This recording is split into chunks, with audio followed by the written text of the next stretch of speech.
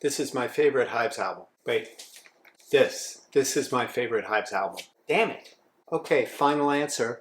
You know what? This is up there. This is up there. Final answer.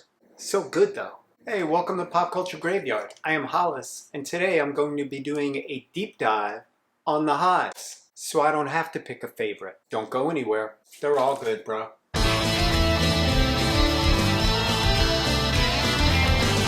Before we get started, I just want to welcome my two newest patrons. Phil Stone, you are the man. Thank you, Phil. You are much appreciated. And the Right Reverend Timmy James, you are the best, brother. Thank you for the support. If you guys are enjoying the content that I'm bringing you and you would like to support the channel, please consider joining my Patreon at patreon.com/popculturegraveyard. On with the show. If you're unfamiliar with the Hives, they're a Swedish rock band, high energy, high volume, who were part of the garage revival in the early 2000s, along with the White Stripes, Black Keys. I suppose you could throw the Strokes in there, but that type of sound. The Hives formed in Sweden in 1993, while some members were still in their mid-teens. The band that made the albums I'll be talking about today consists of Hallen Pelle Almqvist on lead vocals, his brother Niklas Arsen Almqvist on lead guitar and backing vocals, Vigilante Karlstrom on rhythm guitar and backing vocals, Dr. Matt Destruction on bass, and Chris Dangerous on drums. The band's material is said to be written by a mysterious Svengali named Randy Fitzsimmons, but Randy is really just a pseudonym for their lead guitarist, Nick.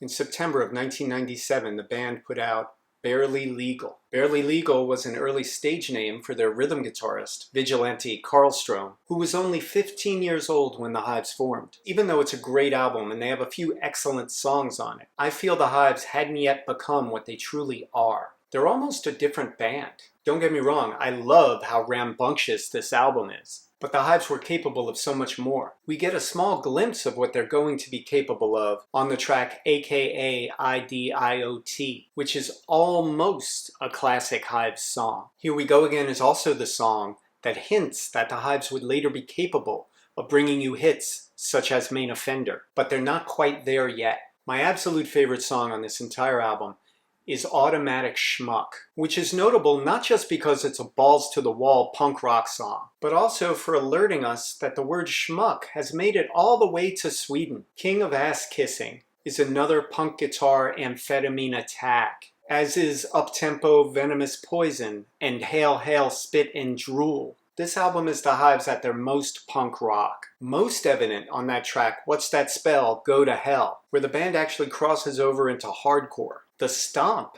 is the band at their most danceable, and is a track of which even their heroes, the Sonics, would be envious. LP Ender, Closed for the Season, is a whirlwind wind-up that is maybe the most badass track on this entire album. Don't get me wrong, this collection of songs was a fine garage rock affair, but it pales in comparison to how great the Hives would be once they fine-tuned their sound. Speaking of which, in April of 2000, the band released Veni, Vidi, Vicious. This album made it to number 63 on the US album charts, and anyone who is Hives curious should begin here. If this album doesn't hook you, you will not like the Hives. Underneath the humorous title of The Hives Declare Guerre Nucléaire, which of course means the Hives declare nuclear war, lies one of the most explosive opening tracks on any album. The lyrics are pure atomic senselessness, had an atomic bore in 2004, did some atomic tricks in 2006, got out way late in 2008, let's do it again in 2010. But the lyrics are secondary. It's this song's brutal guitar attack that sets the pulse for an aggressive disc of garage punk magic. That's how you open an album. The next track, Die All Right, is a Hives classic, and it's about a very normal thing, selling your soul to the company for money.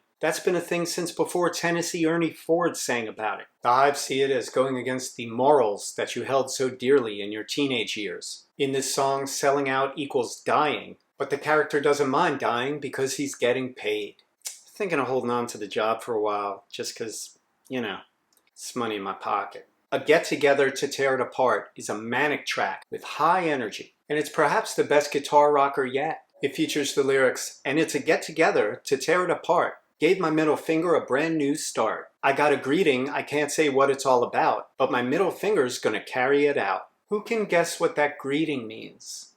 Anyone?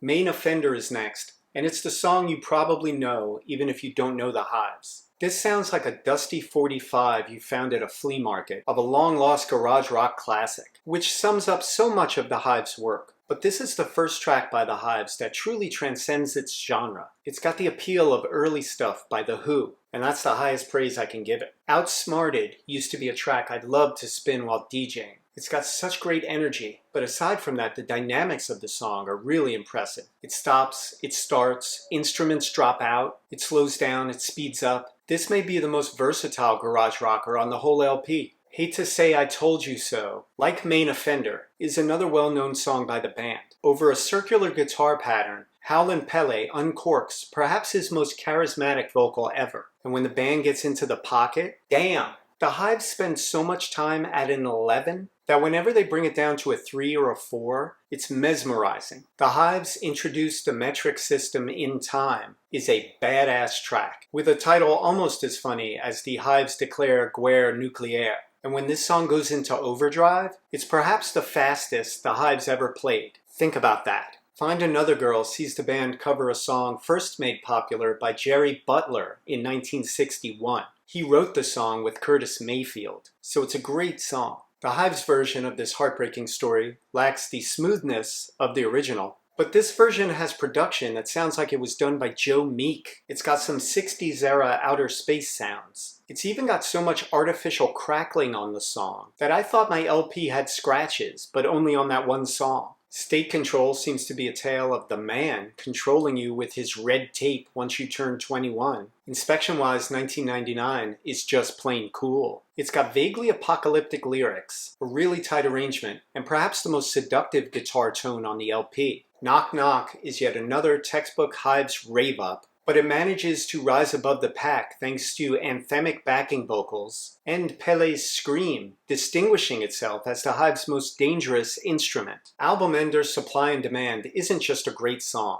It's probably my favorite song on the album. The way the guitars hammer home the chorus is thrilling. Not only are the guitars front and center, but they even get their own time to chug along for about 40 seconds, right before the song's power punch ending. This is an outrageously exciting album, and it lays down the formula that the Hives would ride to success on all subsequent albums. In July of 2004, the band released Tyrannosaurus Hives. This reached 33 on the album charts and saw the album go gold, so the band proved that their last album's success was no fluke. Just when I thought the Hives didn't have another gear that they could shift into, the band dropped this album on us, and the song that kicks off this album, Abracadaver, is perhaps their most powerful track yet. Abracadaver is a top 3 Hives song for me. Like so many other Hives songs, it captures the frustration of the rat race trying to put chains on them. In this case, forcing the song's subject to be an office worker. And to the Hives, an office worker is the same as a dead person. Hence the lyrics, they tried to stick a dead body inside of me. I get it. Two Timing Touch and Broken Bones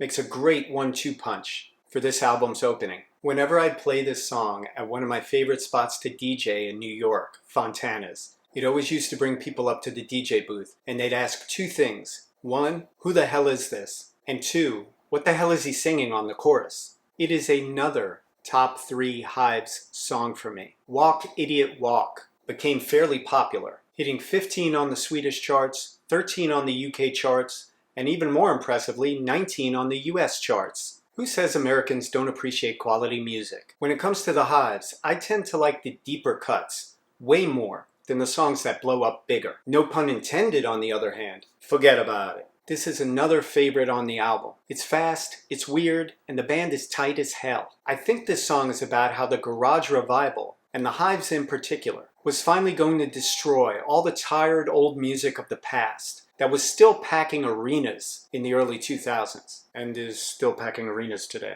A Little More for Little You is a throwaway song with some real throwback appeal, and that's a track that I could easily hear the Shangri-Las singing. B for Brutus is another bruising rocker with perhaps the best lyrics on the album. This tale about backstabbers features the lines, "But if you do it good, Brutus, real good. like a little man should. How badass is that? Talking shit to the traitor right before he's gonna plunge in the knife. The next song, See Through Head, proves that the Hives know what the power slot is for. Side 2, track 1 on every Hives album rocks. And See Through Head features some of the band's most punishing guitar riffs. And the lyrics, you got a head, a see-through head, get you ahead, a see-through head full of, what does it mean?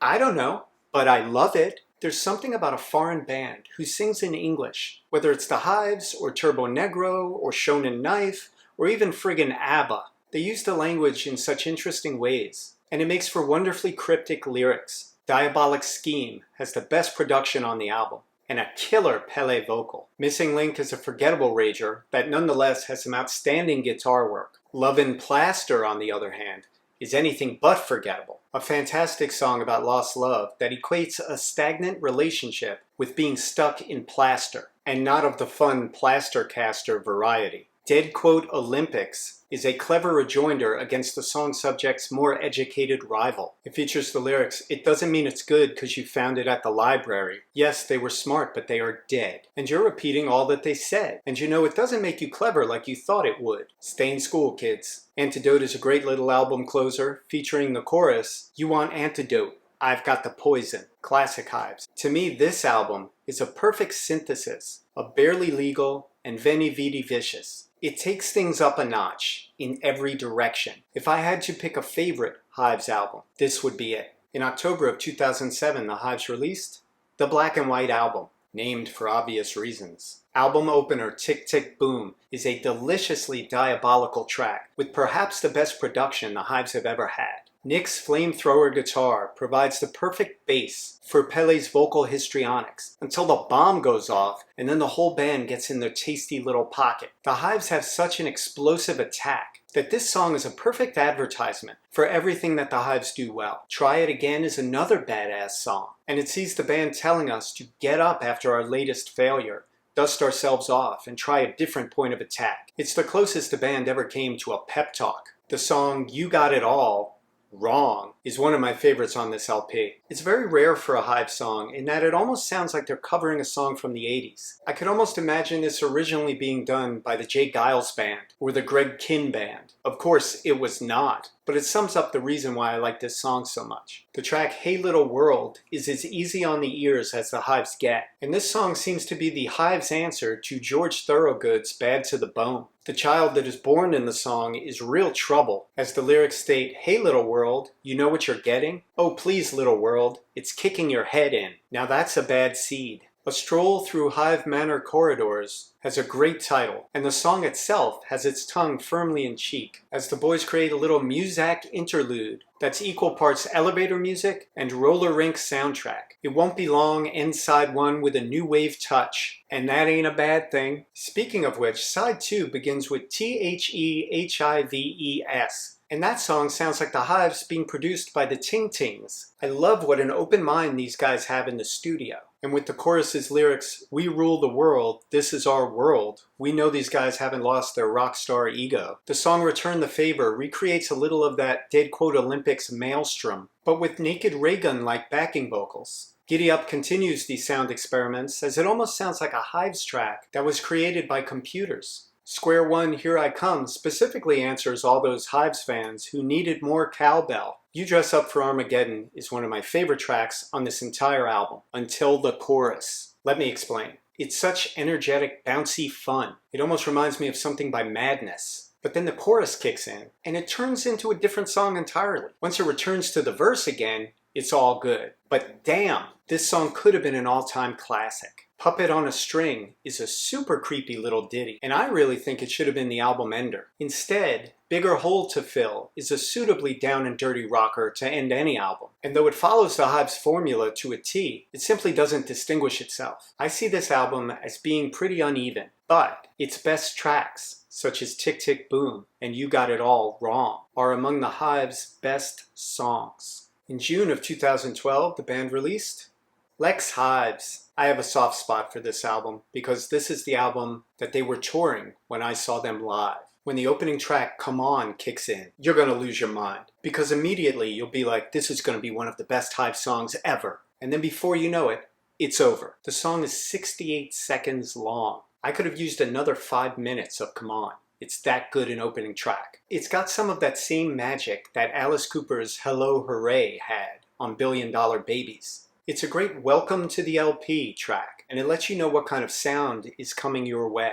The next track, Go Right Ahead, should have been a better song than it is, and it's great. It's a bit too repetitive, but the song's as energetic as ever, especially the outro, where the boys really amp up the tempo and bring in some dark musical undercurrents. 1000 Answers is one of my jams on this album. Yes, I have a few. I love this track. It's infectious, as all the Hives songs are, but this one finds the perfect balance of humor and punk attitude. Check out the lyrics. I've got 1,000 answers, one has got to be right. Give me 1,000 chances and I'll get it right. Yes, they rhymed right with right. Get over it. Next track, I Want More, is not a favorite of mine. Comes across a little too plodding for my taste. Wait a Minute brings the tempo right back up where it belongs. And this track was one that really got the crowd going at the concert I attended. It's a cute song, but the lyrics are a tad too throwaway for me. Patrolling Days is a very good song, but it could be great if only the chorus lived up to how amazing the verses are. Everybody knows I'm a verse guy, I'm not a chorus guy, so take this with a grain of salt. But the verses have a whiplash quality to them.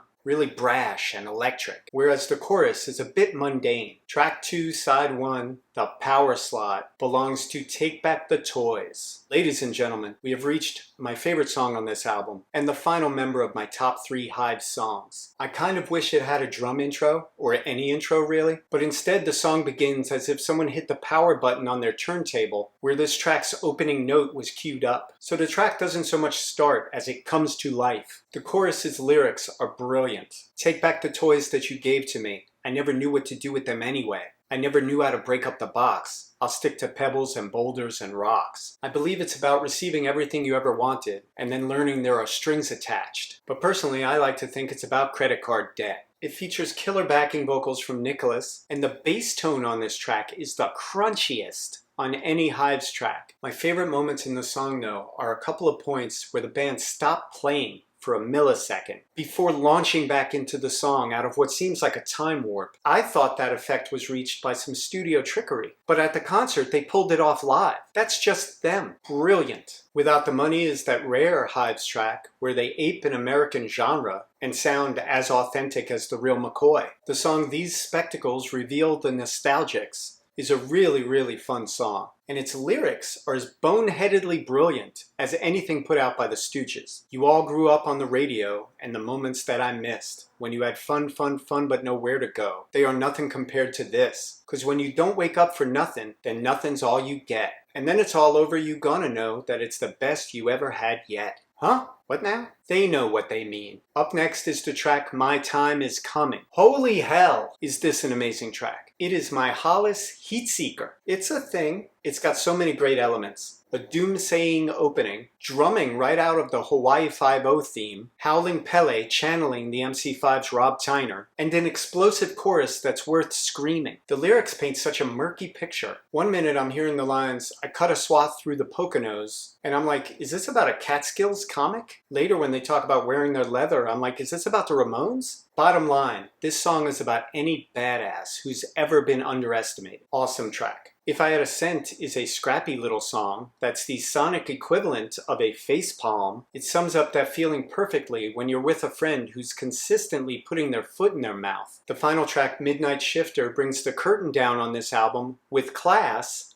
and horns. I love Hive songs with call and response choruses, and this one delivers, as I dare you not to shout along to Midnight Shifter. It's a powerful close to a very self-assured Hives album. You may have noticed a large gap between albums. The Hives are one of the greatest live acts ever, and the way that you get good live is by playing every night. So they play for years on end, touring these albums. We last heard from them in 2019 with the single Good Samaritan, another underrated gem. And they put out a live album just last year on Third Man Records. I don't know much, but I do know the Hives will be back. We're going to be hearing from these kids, and I don't mean a postcard. I hope you enjoyed this deep dive on the Hives. Don't forget to click show more below, because I'm going to be putting links to all of my favorite Hives tracks. Let me know what your favorite Hives tracks are in the comments, and don't forget to subscribe, and I will see you next week with a lot more cool stuff.